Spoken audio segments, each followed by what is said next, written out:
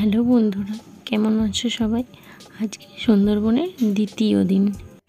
আজকে আমরা এখানের কয়েকটি ফরেস্ট দেখব বলে বেরিয়েছি। তো আমরা লঞ্চ ঘাটে দাঁড়িয়ে রয়েছি। লঞ্চে উঠেই প্রথমে আমাদেরকে টিফিন দিয়ে দিল।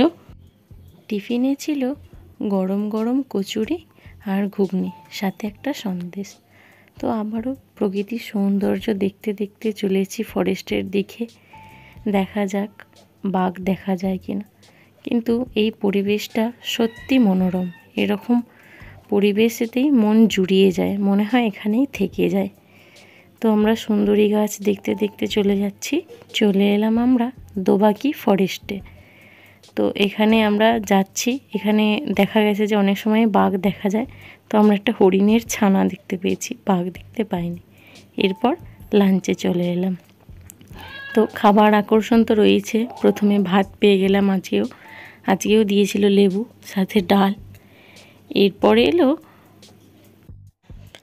একে একে আলু ভাজা, চৌকো চৌকো করে ছোট ছোট করে কাটা, পোস্ত দিয়ে ভাজা, আর সাথে ছিল পুঁই শাক দিয়ে ইলিশ মাছের তরকারি।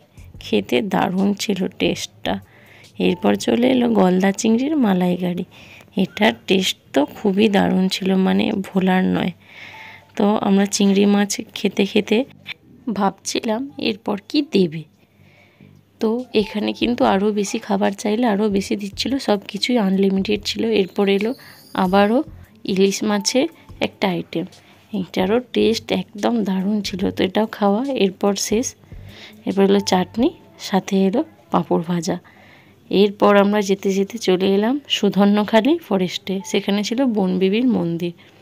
তারপর এখানে আমরা রথও দেখলাম, তার সাথে রথের জগন্নাথের প্রসাদও পেয়ে গেছি। তারপর সন্ধেবেলা স্ন্যাক্সে এলো চিকেন সাটে। এটার টেস্ট তো সেই ছিল।